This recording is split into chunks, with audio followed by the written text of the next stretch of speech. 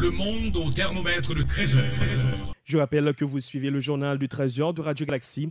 Parlons à présent du dossier de l'ONA. À travers une rubrique intitulée l'ONA en 16 questions, publiée dans le journal Le Nouvelliste, la direction de l'Office Assurance Vieillesse a voulu couper court aux rumeurs et accusations de toutes sortes selon lesquelles l'institution serait mal gérée. En 16 questions, 16 réponses, l'ONA fait le point. Un reportage de Cialis Alciné. Pour parler d'une mise au point, c'en est une. L'Office national d'assurance vieillesse, après les multiples accusations portées contre l'actuelle direction de la dite institution, suscitant interrogations et scepticisme, a voulu faire le point sur tout un ensemble de questions clés relatives au fonctionnement de l'ONA. Cette instance, qui est un outil de répartition des retraites, à savoir la répartition et la capitalisation à travers la rubrique dans le quotidien Le Nouvelliste, l'ONA et l'actualité en 16 questions, campe l'institution dans ses aspects les plus importants, tout en apportant des réponses précises à des questions précises. À telle enseigne, l'ONA explique avoir fait l'acquisition d'un immeuble à Pétionville dans le cadre du processus de reconstruction d'une institution victime du 12 janvier et le renforcement de son image.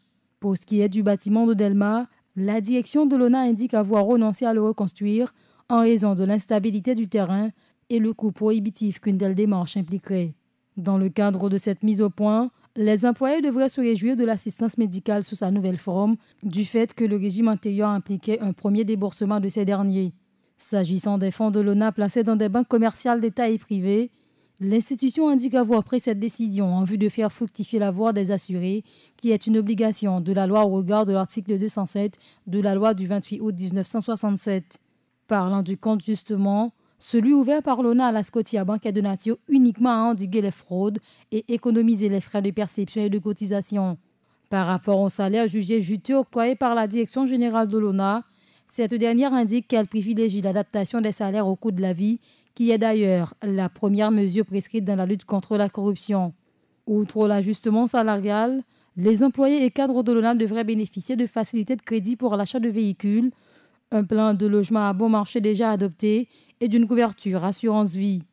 Sur le plan financier, il faut croire que l'ONA, au regard du dernier rapport de l'exercice écoulé, les profits ont doublé durant le premier semestre de l'exercice en cours.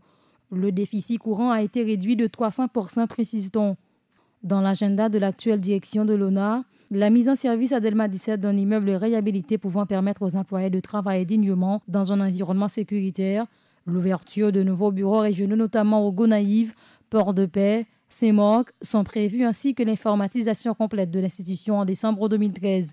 Ajoutez à cela l'octroi d'une pension équitable pour ceux qui ont cotisé pendant plus de 10 ans, ainsi qu'aux travailleurs devenus handicapés.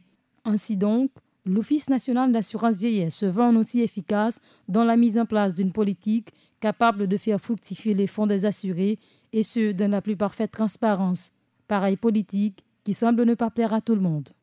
Cialis Alciné, Galaxie. Le monde au thermomètre de 13 heures.